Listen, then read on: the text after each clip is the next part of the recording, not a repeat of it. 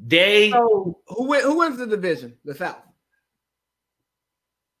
I think the Falcons are going to win the division. And like I said, I'm trying not to let my biasness creep in too much because honestly, I'm a realist too. You know what I mean? I really am a realist. I think that we're being so slept on, man. They're so slept on. Yeah. The team is so talented. I know that with us, it's just a lot of what if is all it is. Because the thought is that talent-wise, healthy, we have just as good a roster as anyone in the division. And that's the truth. And so we're just slept on enough to where I think that they're going to be hungry. The way they closed out last season, you know, everybody said they're playing for Quinn, and they went 6-2. They beat San Francisco. San Francisco needed that game. If San Francisco wins that game, that Seahawks game at the end of the season means nothing. They already wrap up the one. The Saints needed that game. You know why? Saints win that game. They're not the 3 seed playing Minnesota. They have a bye if they win that game, a game where they were favored by 14.5. So they won games against teams that needed to win that were 2 of the top 3 teams in the NFC, one being a division rival and then the other being your former coach. And I knew that Quinn, and I bet on them. I won a ton of money that day when they beat the 49ers after that Julio touchdown. But you know that Matt and Quinn, they wanted to stick it to Kyle Shanahan. Oh, yeah, because we hate Kyle Shanahan. I want the 49ers to lose every single game because of Kyle Shanahan. I actually rooted for – once they made it to the playoffs, I rooted for them to get to the Super Bowl just to see them lose. Because they lost in predictable fashion. Yes, the Shanahan way. Blowing the lead. He's not his daddy. Against a GOAT, because people are already calling Mahomes the GOAT. So, and I know that Brady is the GOAT, but blowing it. So, do you think Brady's washed? I think Brady and Breeze are both washed. I do think too. their arms are hanging on by thread. No. They don't suck, but I think that everybody is treating them as if they are still the same player when they both have declined each of the last 2 seasons. And it's just kind of obvious. Like, I remember, and this was before we even played them in the Super Bowl. I was watching Brady versus Osweiler in the playoffs. And I'm like, if the Texans had a quarterback with a pulse, they would win this game. If Deshaun Watson was their quarterback, even where he was at Clemson, they could have won. Yeah. Because he might have been a sophomore or a junior. Brady's not sitting in the pocket for none of that shit. Like, if there's pressure, he's either falling or he's just throwing it away. And that's their biggest question mark. And that's why everybody's on this Bucs train. They signed Leonard Fournette, a guy that's never been a top 5 running back. Like, he hasn't won anything. He's not a rookie of the year. He hasn't been to a Pro Bowl. He's not all pro. What has he done? You know what I'm saying? What has he done? I've seen this, though. Oh, man, they got this running back. What has this dude done? He caught 70 balls last year.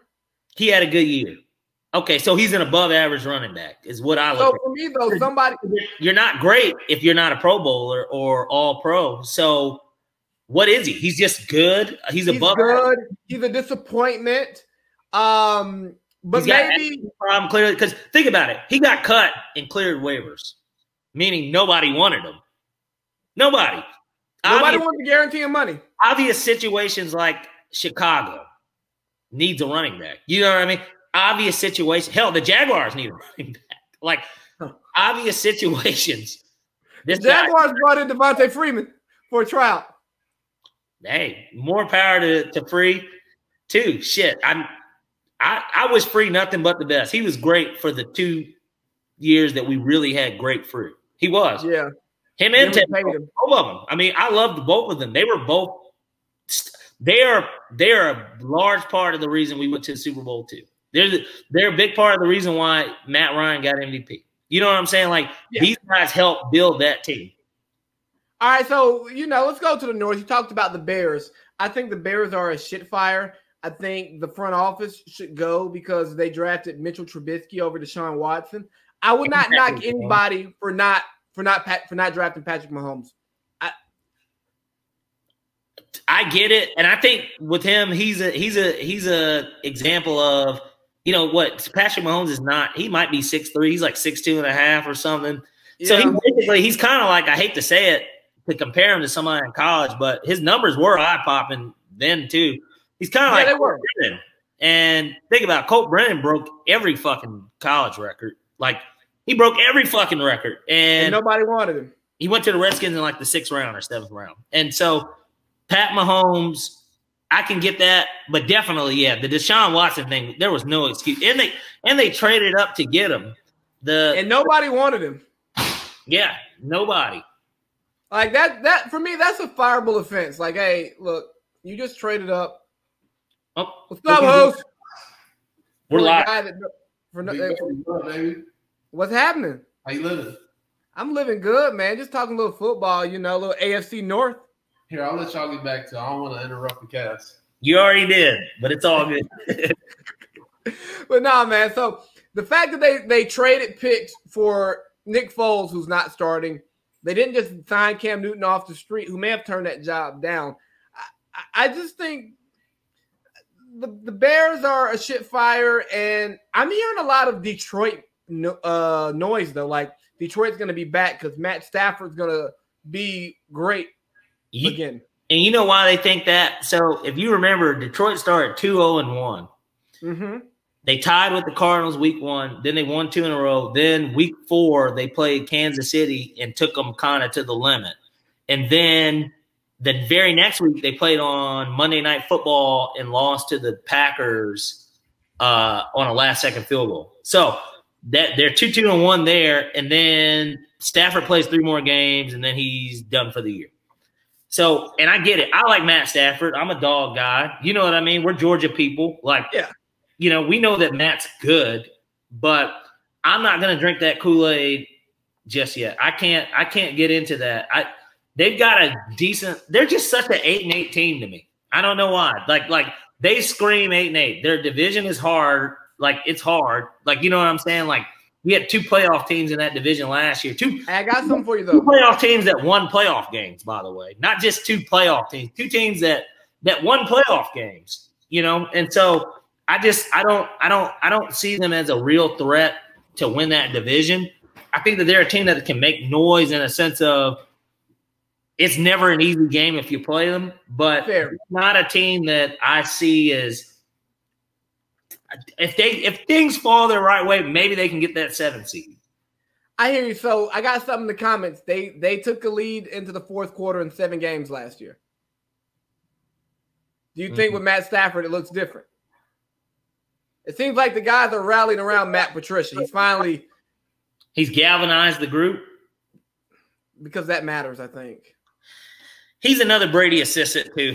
And I just think that that's a part of it. Like, you know, these guys don't do well in the league. They don't, and it's a proven track record. And it's not to say that they're bad coaches, but they're great coordinators. Generally, they're great coordinators, and they're never getting just a good job. Then again, what type of job is generally? I think more in the NFL than the NBA are good jobs open, because there's a lot of teams that just need a change of scenery to turn that light on. Like, you know, like the Falcons, we were one of them.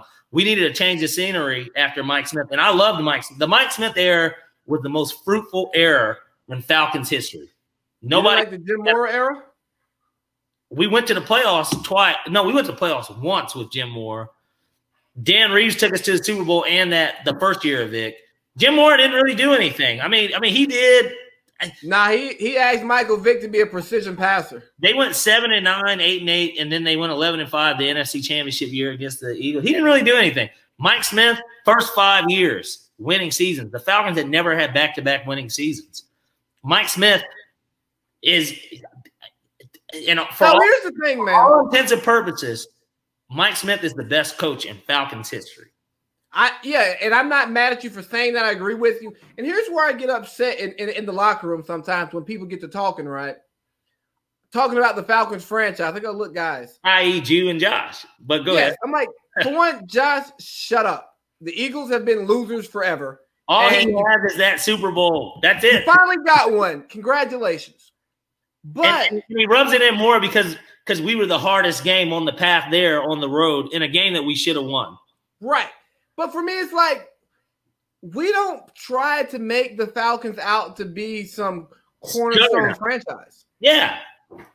We are a 7-9, 8-8. Every few years we hit 11-5 or 13-3. You know, we're playoffs one every 3-year franchise. And it's like, look, bro, I'm not like they treat us like we're Cowboys fans. Right. Like, no. We know where we stand. Right. We know our lot in life. And the thing is, though, too, like I said with Mike Smith equals Matt Ryan. Matt Ryan came in at the same time as him. Like I said, first 5 years were all winning seasons. We went to the playoffs 4 out of the first 5 years of Matt Ryan's tenure here.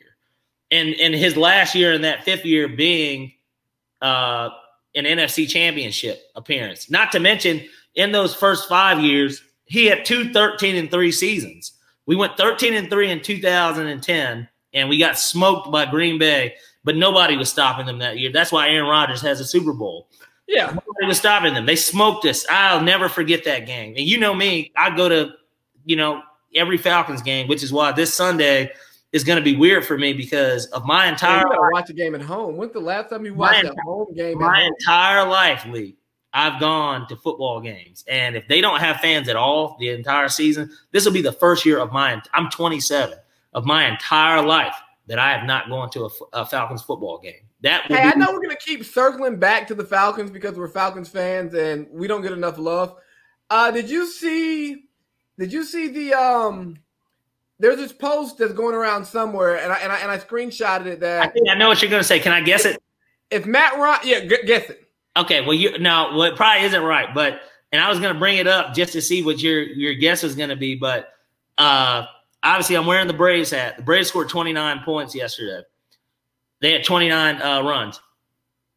Some people are saying the Falcons won't score as many points as the Braves did last night. Do you think that that's going to happen? Over under? No, I know, but these are like the top comments on ESPN for the 29-9 thrashing that they gave the Marlins yesterday. That basically, I bet the Falcons don't even score 29 points. You know what I'm saying? So yeah, no, that's nuts. I think that they can though. Obviously. So here it is. It's Matt Ryan needs 3,643 passing yards to surpass Peyton Manning for most passing yards through a player's first 13 seasons. Julio needs 1,151 to pass Jerry Rice for most receiving yards through 10 seasons.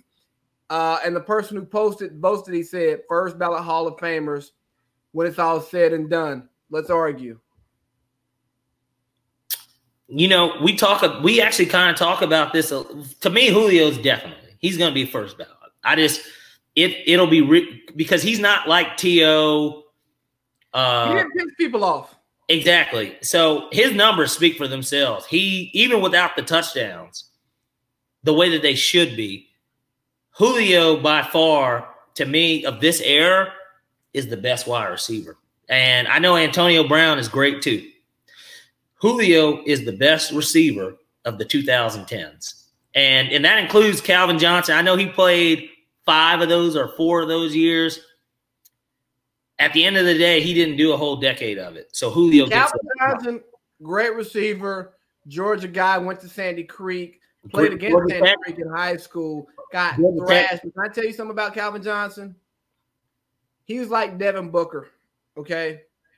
Really good, but somebody has to catch the ball. And always had mediocre quarterbacks up until Matt Stafford. And then he only got the tail end of – Matt Stafford was really good. That third year, he threw for 5,000 yards. They went to playoffs that year. But, for the most part, he did play with a lot of mediocre quarterbacks. I'll give him that. And more so mediocre running backs because they don't have 1,000-yard rushers. I think Reggie Bush – yeah, and they didn't run the ball. They don't run the ball well at all. Yeah, no, they've not ran the ball since Barry. Bell, Amir Abdullah, these were the guys that were running with them, And so I think that Calvin Johnson was special at the end of the day, of course. Yeah, he was. But I sometimes think he's overrated because he has mass stats on bad teams. NFC West. You think Jimmy Jesus and Kyle Shanahan run it back? No, absolutely not. I think that they can be a playoff team for sure. You know, they're going to win 9 games. You know what I'm saying? Mm-hmm. They're not a bad football team, but they could suffer the same fate as the Rams, similar with the coordinators in a sense of McVay, how he went to the Super Bowl, then they went 9-7 but missed out. It could be the same fate for Kyle Shanahan. And I hate Kyle Shanahan too, but I like Kyle Shanahan because Shanahan is a damn good coach. He is. His schemes, he is all about spreading the ball. I love that shit. But gets everybody in the right position. It's beautiful. It really is. He deserved his payday. He really did. Absolutely. He really did. And I think John Lynch is a good GM though, too. So like they finally have the right people in place there. And so absolutely. No, I think they have the right people in place at every position except for quarterback. And I think their offseason actions showed that because they were interested in Tom Brady. Exactly. What more do we need? Nothing, because that tells you everything you need to know. If there's 2 different plays in the Super Bowl that I can remember. One being Emmanuel Sanders at the end of that game. It was the Chiefs were up, I think 24-20. And they had a last-second heave on like a 3rd down. If Jimmy G puts the ball on the money, Emmanuel Sanders is in the end zone. If he makes a throw, he's in the end zone. We don't know if Kansas City comes down, gets in field goal range, kicks it, or scores a touchdown and just ends the game. But he puts the ball on the money, they definitely go up. Even after blowing the lead, they go up. And so – you know, that's one thing. And then the second thing was towards the end of the second half, if you remember, or towards the end of the first half, second quarter, they had like a minute and like 12 seconds, 56 seconds, something between there. And they decided to knee and like run as opposed to trying to put points on the board. And I think the score was 10-10, maybe. I think it was tied at the half. But yeah, they ran the clock out. Yeah, and the thing is, they were on like they weren't at the 20; they were like at like the 28 or something. They had field goal range, and they didn't even try. And I just feel like everybody wants to give Matt Ryan a bad rap for not changing out plays. Where's Jimmy G changing out the plays? Where does that come into play? Well, people talk about the changing out of plays thing, and here's what I've learned: that a lot of people have opinions, but they don't have sources, which is, I mean, it's hard for the average everyday person to get sources. But when you don't have sources, you should listen to people with sources and listen to ex-players, listen to ex-scouts, ex-GMs, people who are understanding the inner workings of what goes on. And you learn that a lot of quarterbacks don't have the ability to change plays the way you think they do, especially looking at Shanahan's system. Like, there's so much pre-snap motion that happens in action that you can't really audible the way that you want to because it takes time to actually run the play. Exactly. And like I said, with the 49ers just as a whole, great defense for sure. They got all the pieces on defense. Oh, yeah. And offensively, they have a bevy of running backs. They let go of what's his face is gone now. They got Jarrett McKinnon, who hasn't played in 2 years, but Georgia State or Georgia Southern product. Yeah, and former quarterback at Georgia Southern at that. But they got him, and I guess maybe he's going to be the 3rd guy. Who was it that's gone? They got Mostert and Tevin Coleman, but it's another guy that's gone now. He's in Miami. It's I forgot his name. But either way, that's one thing that Kyle Shanahan likes to have is a bunch of guys that can get it. Even in Washington when he was with RG3, you had Chris Thompson. Alfred Morris. Alfred Morris had a hell of a year that first year, too. He's second in rushing. Yeah, he did. Somebody else, too. But either way, he stays with some running backs. And so, hey, who do you think wins the division? I'm thinking Russ gets him a division crown this year. I don't. So that's where I'm going to disagree with you. And I think that we're going to show exactly who they are. I know that this sounds wild because Russ has never had a losing season. I don't think that the Seahawks are going to the playoffs. And so I'll say it. This is my reason behind it. I think Russ is great. Russ is top 3 for sure. Bar none, and there's no debate. He's top 3. He's the corniest. He is. He's Mr. Dependable, or what was it? Damn it.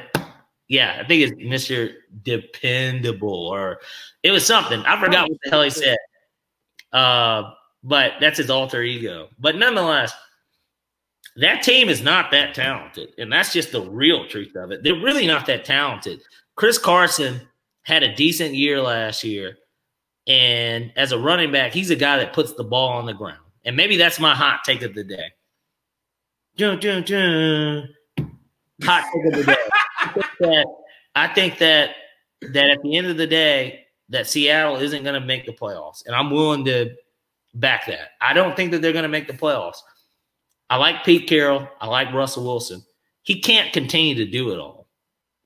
No, they need a new offensive coordinator because Brian Schottenheimer is terrible. This whole they went from Darren Bevel to him. Like, they went from both of these mediocre, cost them a Super Bowl with Darren Bevel.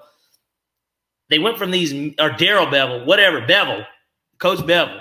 They went from him to Schottenheimer, these mediocre OCs, and it's going to catch up with them, man. It's going to catch up with them. And that defense already isn't – they couldn't stop the run last year. And so, they got Jamal Adams, who should be a presence in the box, but they couldn't stop the run either. But I don't think he's going to be properly utilized like the Greg Williams, him talking shit. I appreciated that because I really don't think they're going to utilize Jamal Adams properly because they're going to say, hey, three high. Okay, Jamal, yeah, whatever. My bad, man. My computer's on 5%, so I just need Justin to get my charger. You good, man. But fucking so AFC South, right? And I'm just jumping around in random divisions. I'm not going in any order because we're going to try to get to gambling in about 10 minutes. Okay. I think AFC South is very interesting because we got Deshaun, we have Phillip Rivers, and we have the Titans. And I think there's going to be some real contention in that division. I think the division winner is going to come out 9-7, 10-6. The Jaguars can't even get a mention, huh? Huh? Said the Jaguars can't even get a mention, huh? Quick thing about the Jaguars. Trevor Lawrence. I know you're probably not going to hear this, but if anybody in Cartersville is watching this, sees this, and y'all can get in touch with Trevor Lawrence, please tell him to pull a Eli Manning to the Jaguars. Do not go to that shit franchise. You deserve better than that. Even if the rumor is true and they can get Dabo to come on board and Dabo okays it. If Dabo okays it, then sure. But I just think that he's always linked to Bama and taking Saban's job. Yeah, right. That's what he's always linked to. It's he's going to take the Saban job. But when's Saban going to fucking retire? And we'll get into college football too, I guess, a little bit. But, yeah, for me, it's just like, hey, look, bro, don't go to that losing franchise. You deserve better than that. You have the potential to be all-time great, and your ceiling can be capped because you go to a losing franchise who does not try to win. And right. You may still put up the numbers. You still may elevate the franchise. I'm not saying that he's not talented enough to do that. It's just that you may elevate them to what?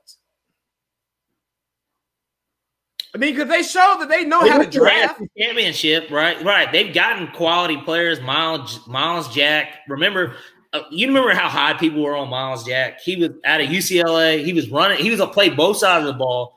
He got drafted as a linebacker. He went in the second round. They were like, his career won't last but 5 or 6 years. They took a chance on him. He's been pretty good. He's still been a really good player. But they always draft, like you said, they always draft. They drafted Paul Posluszny. Do you remember him? Yeah. The white linebacker. Him. They had Justin Blackman who was a head case. Leonard Fournette, like these guys with talent, and it never results in anything. They blew a lead against the Patriots too. And so their quarterback, what do you expect? Nothing less. Nothing less. They beat that year. Who? Oh, the Pittsburgh Steelers. And they dropped 45 on their head in Heinz Field. In frigid cold weather, and they play in a warm climate. Yeah, Jules. Is that the last time y'all went to the playoffs? It is. And y'all didn't. They didn't win a game, did they? That's the last memory of the 3 Bs: Bill, Brown, Ben. So I just can't bet against Deshaun Watson. I can't bet against Bill O'Brien, the coach. I don't like the GM, but the coach, he wins that division. Yeah. No, I agree. And I actually didn't bet against him. I think so. So you think Houston's going to win the division? Yeah, I sent my money in this morning. Okay, that's fair. I don't. I think the Colts are going to win, and I'll tell you why. Phillip is there for a 1-year trial, basically, because if it doesn't go well, he's going to retire. If it goes well enough to where they get in the playoffs and they win a playoff game, I think he'll consider coming back. They have the pieces kind of in Indianapolis in a sense of the O-line is great. Let's start there.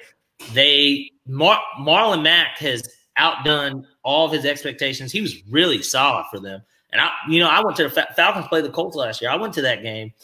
They have a good team. And Jacoby's a decent backup now too. Now he's a backup again. And he was a decent quarterback. He really wasn't a good starter until he got hurt. Right. And they were a playoff team until he got hurt. If Phillip has one last hoorah on them, I mean, they should be able to win 10 or 11 games. And so the defense is decent too. They got what's his name? Leonard at linebacker. Yeah, man, he's a fucking stud. I mean, all pro. Think about it. They drafted Quentin Nelson and him the same year. First round pick, second round pick. Studs. They're just studs. So like they have a good front office. I think they have a good coach, a good culture. Yeah, Hooker, the safety. Man, they got some good players. And they have a good coach. Right. More importantly, they have a good coach. I just want to see what Phillip's going to do. Well, right. Is he going to be 20 interception Phillip and basically beat Eli Manning 2.0? Or can he come out of it and, look rejuvenated in a new franchise and a new uniform and kind of be like Carson Palmer with the Cardinals a little bit, which is a lot of people think Brady's going to be that with Arians, but whatever. So is there any other NFL things you want to hit before we go to a little bit of college and a little bit of gambling? One more NFL hit. Who's that had the bad take that Cam was going to win MVP for the Pats? Because we didn't even get to the AFC. Not many Foxworth said that. Okay. They're just cutting guys' checks at ESPN these days. I just forget who says this stuff anymore. You know what, ESPN, you can hire me for 100. Hell, if you give me some TV time, I'll make the money even outside of it. I mean, you can't not pay me, but hell, give me 50. Shit, give me one day out of the week. I'll spit my nonsense, and we'll see if the takes stick or fucking fall. I mean, because Cam Newton's not winning MVP, they don't have the tools around him. I bet him comeback player of the year. They honestly, and I know people still think, okay, maybe they'll win the division. I don't think they're even going to win. I think the Bills are for real. And I know you're not too big on Josh Allen, but yeah. So, and here's why I'm not big on Josh Allen. I was listening to something last night. I think he's big. I think he's only completed like 6 30-yard passes in his career. I think that 20-yard passes is 9 touchdowns, 9 interceptions. It's just contingent upon somebody who has proven to be who he is. I think that he's just a little reckless, and that playoff game kind of proved they should have beat the Texans last year. Yeah, they should have. So, you start talking about that, even that second half opening kickoff, if you remember, it was like a touchback that could have been a touchdown for the Bills, and it changed the whole momentum of the game a little bit. And then Josh Allen had a play too later in that game where he scrambled and I forgot if he threw that shit. He did some dumb shit. He tried to lateral it or something. But Josh Allen, I like Josh Allen. And I didn't draft him in fantasy in our league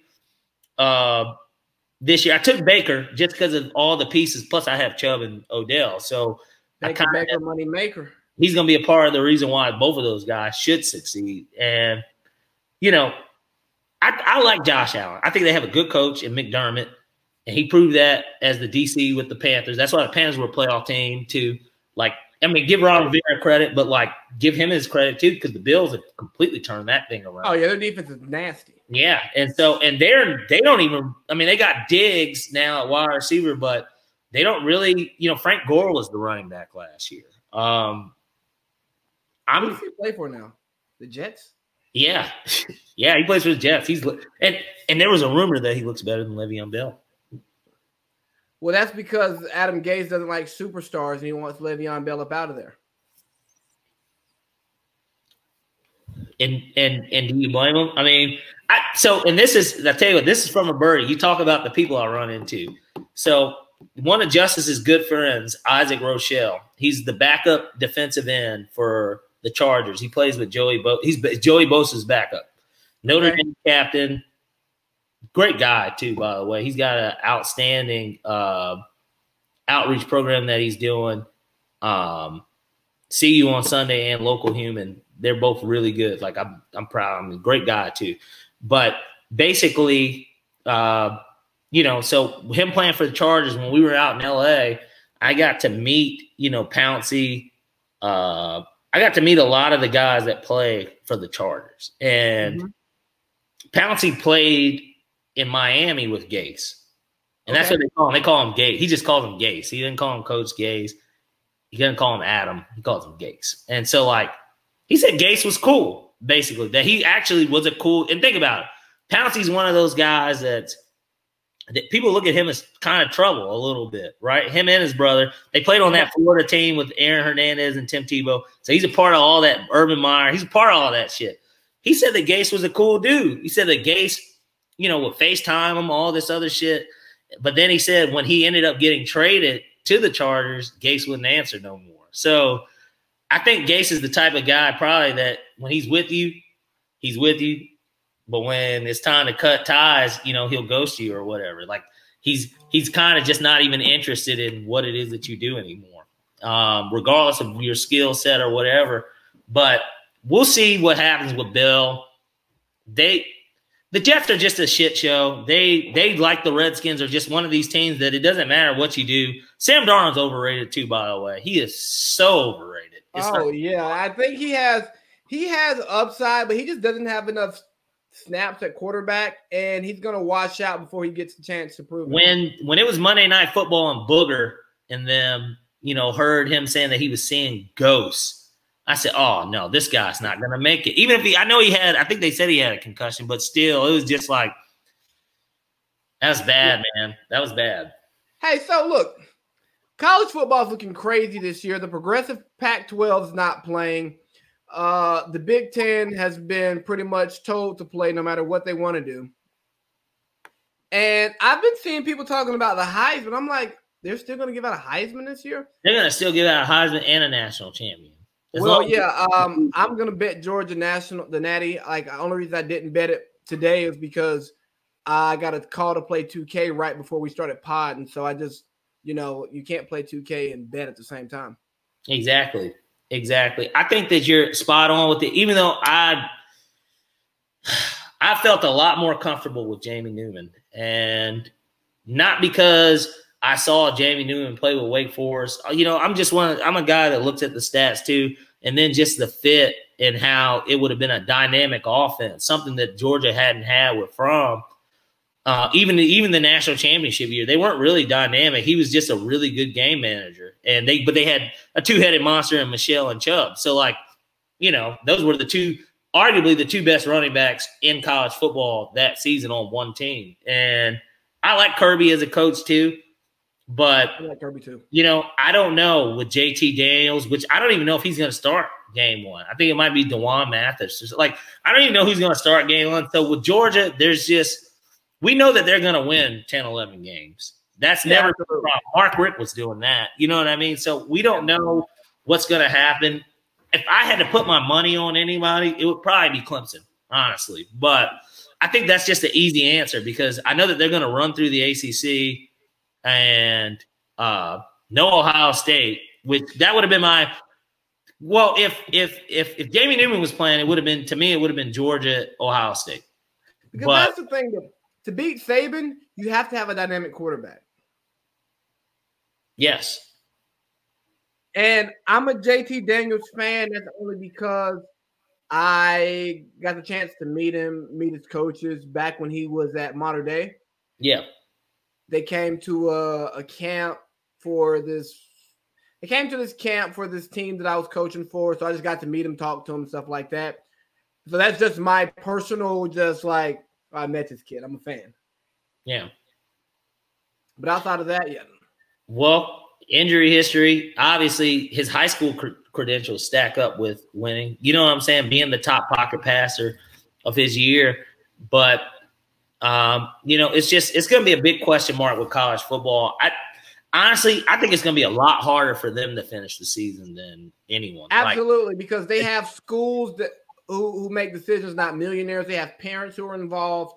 They have conferences who are going to make decisions who care about optics, unlike the billionaires do. And I'll tell you, like, as we transition into gambling, man, after that Navy BYU game, I'm afraid to bet college because I don't know how these kids are practicing. I don't know if you saw that Temple postponed the game because they want to get like more practice in or some shit like. And let's just not forget, you know, we were 18-21 at one point, and it's gonna be hard for them to just not be around people and, like, you know what I'm saying, to like not party at all, even without nobody on campus. You know, find a party. What's gonna stop them from not going out one night? Like, I don't see that happening. And then across the board, and all it takes is one person, then a team gets it. Then if the team plays the team and nobody tested positive, but they have it, like, or they had it, like, you know what I mean? It comes within.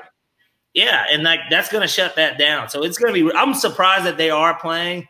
I agreed with trying to do it simply for one reason and one reason only, and not because of the money. Like, they want to play. So like, to me, that was a big decision. Is if they want to play and you know they want to play, I guess that's where their discipline is going to come in. Are they going to stay away from everybody? And I just, you know, with the pros, I know these guys know it's business, and married or not married, like even the hoes that they have, like they're gonna keep them bitches on the side. Like they're gonna have it to where the women, they're gonna be able to here you go. They're gonna be able to get them quarantined. Like, you know what I'm saying? To where if they I'm not worried about the pros. And my thing about the college thing is I'm not gonna sit here and say money doesn't have anything to do with where I'm at with them. Saying, hey, look, if they want to play, let them play. Let them play. And because of the money, because of what it does for the economies of a lot of these college towns, the economies of the colleges themselves, like, if the kids want to play, hey, give them the opt-out opportunity. Right. Tell them, hey, look, you don't have to play another down here, but you can still finish your degree because of this right here. We'll never put that pressure on you. Give them a little bit of insurance money, a little liability if they do play. Nothing crazy, just a little something. After that, let's play, because Athens needs money. And guess what? There's gonna be fans in the stands. And if people want to go watch those games, Tuscaloosa needs money. What? Nick Saban's the highest paid state official in Alabama. Are they not going to pay him if they don't have a season? I think his contract probably says, no, you're going to pay me no matter what. And so, you know, they can't not recoup that money. And I'm looking at a state. Think about it, that's a state, you know, Georgia at least, you know. We have Atlanta. We have the skyline. Well, and we missed out on the Final Four even this year, right? That was going to be in Atlanta, and that was going to bring tons of revenue and profit, you know, to the city and the state. Do you remember Final Four 2013? Yeah. You talk about a great weekend. I'll give you one too. I remember Final Four 07. Well, I'm talking about when we were old enough to party and do shit. No, I know, but I'm even just saying I remember when Florida won it all here with Al Horford and Joakim Noah. So let's get into the last gambling topic. Greg Oden and fucking Mike Conley. Go ahead.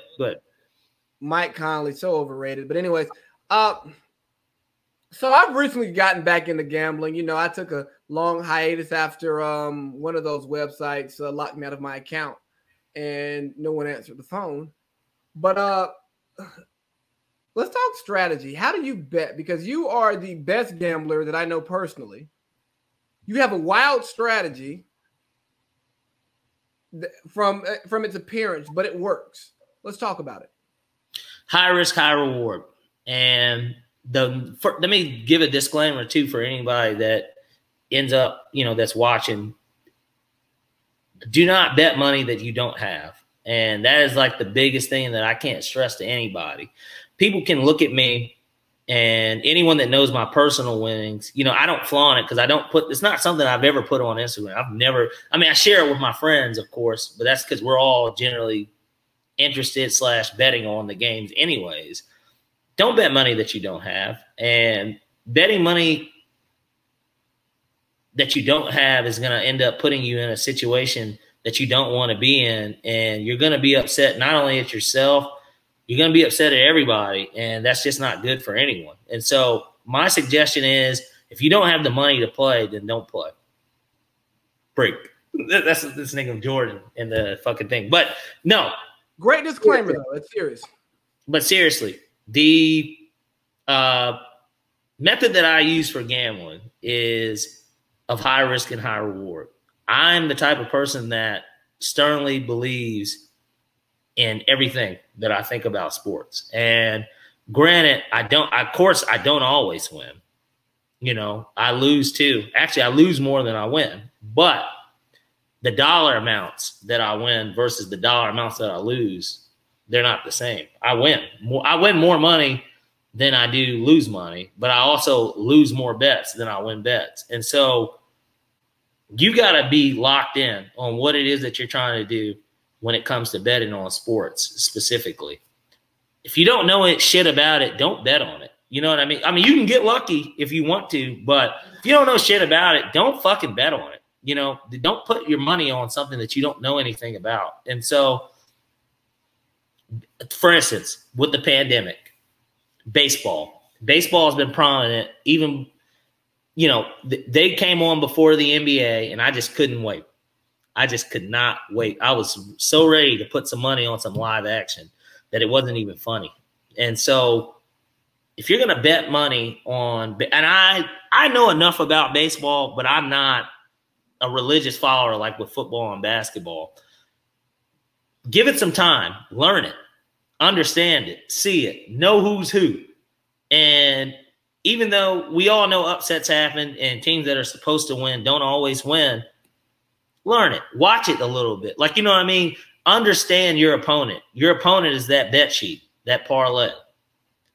Understand that shit. And then when it comes to strategy in terms of betting, like on even what you do think the NBA, NFL, or whatever it is that you think I'm of a high belief that if I believe a team is definitely going to win, money line all the time. Or spread, if I'm that big of a believer. Spread. Give me the cover. They're going to cover. I try to stay away from over-unders for the most part. I'll get in on some of them, but I don't really like doing over-unders. I like to do alternative spreads. And we spoke about it before we got on here, but you look at game one of the Houston Rockets and OKC Thunder and Miami Heat and Milwaukee Bucks. The thought was, okay, Houston and Milwaukee are going to win game one. That day, I took +9.5 on OKC and +9.5 on the Heat.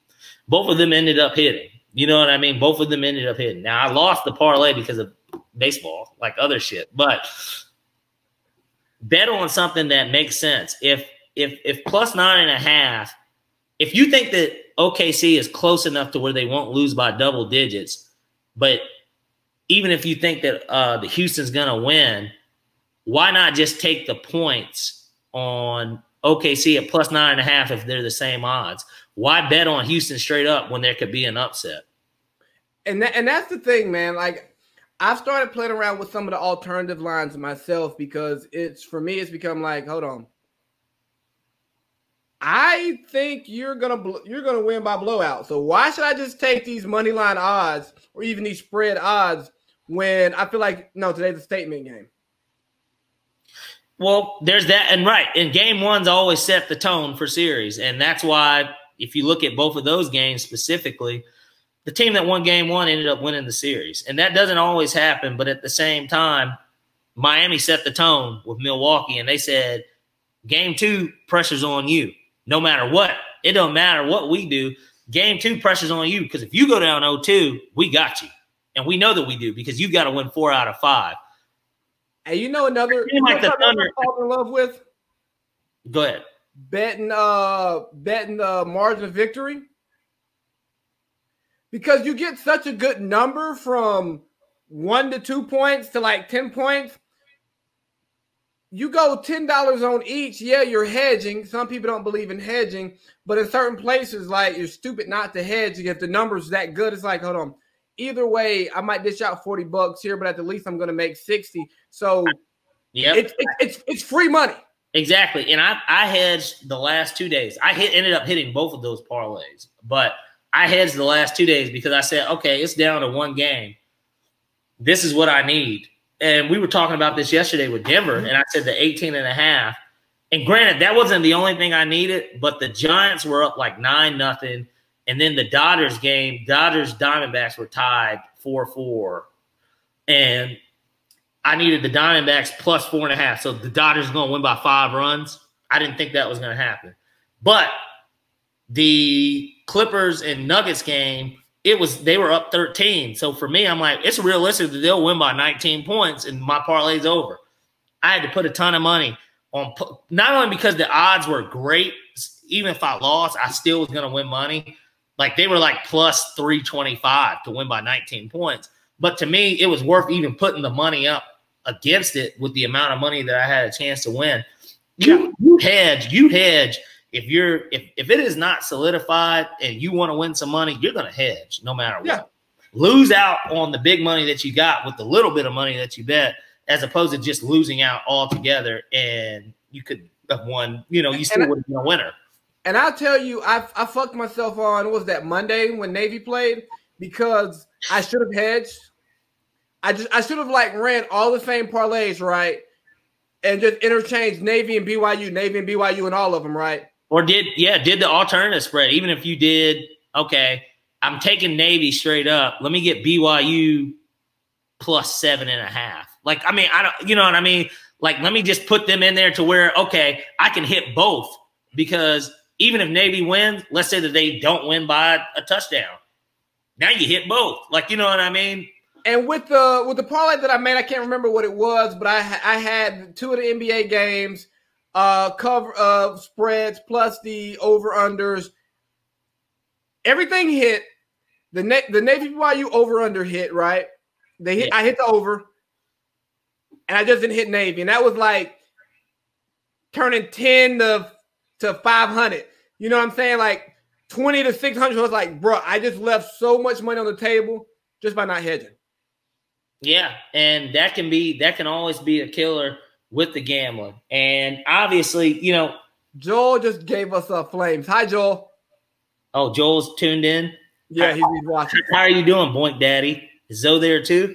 Tell Zoe said hello. She should watch the whole show. It'll be on YouTube shortly. Yeah. And I'm sure Lee's going to put up some clips. But nonetheless, look, gambling, it's not for everybody. You got Justice trying to creep. You might as well get in here too.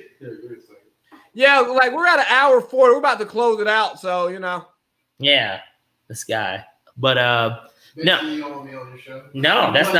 not what he's saying.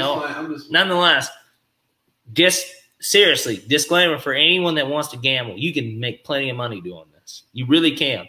And I hate to sound like somebody that's trying to sell Forex to somebody, but you've got a better chance of winning money doing this than that. And I've never done it, but the fact that people are trying to would never try and get anyone to gamble.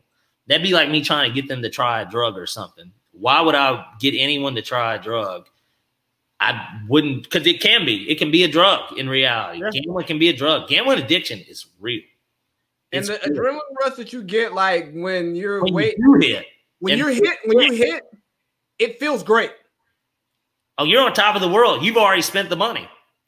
Like yesterday, I turned like 100 into like 5 the other day. I drank good whiskey. I was like, we fucking hit today, baby. It's a great fucking day at the office. I gotta celebrate. That's dinner for 2. You know what I mean? Plus tip at a great restaurant. You can splurge a little. You know what I mean? Like, but it has to be play money. Let's say that you were going out of town or something. Let me not just get that Deluxe King. Let's upgrade a little bit. You know, let's get it with the ocean view or whatever. Like, you know what I mean? That stuff, it happens. And so, you know, and then that's another thing too. If you know for a fact that you're going to continue to gamble, first of all, don't pull out all your money. Hell no, because Bovada's going to tax your ass. Yeah. Well, they don't even, you don't know who really taxes with Bovada. It's more so when I move it to my Coinbase. I lose like, and Bovada gets their little cut too, but like, all right, just an example. I'm not saying that this happened for me, but if you pull out $20,000, it'll get to your Coinbase wallet and it'll be 19,800 something. Then you'll pull it from your Coinbase to your PayPal, and then it's a $200 fee there, $250 fee. Then you pull it from there, and not to mention, because it's Bitcoin, Bitcoin's a stock, so it's going up and down. So you could lose money if you don't pull it out immediately. In reality, if you let it sit for an hour, that stock could change. It could go up 3%. It could go down 15%. I mean, anything can happen between then and the moment the money hits. And then you move it to your pay. Well, for me, I move it to the cash, and then I move it to PayPal. And then from PayPal takes a fee too.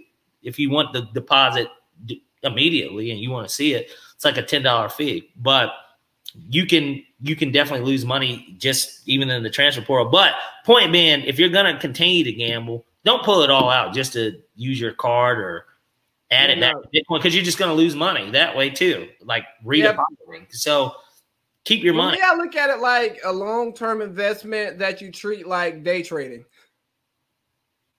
You're going in there every day and you're making your decisions. But you're not making this money to go spend in 2 weeks. It's like, no. Like, this is, you let your gambling money grow. Let it grow. And then a suggestion too for anybody, you hit, I don't know, let's say you bet 100, you won 1,000. 500 of that, store it away. You're a winner no matter what happens. Mm-hmm. Even if you lose the other 500, store that. Well, plus your 100 back, so 600. What you bet plus half the winnings at least. You're a winner. Now use that 500 and make it again.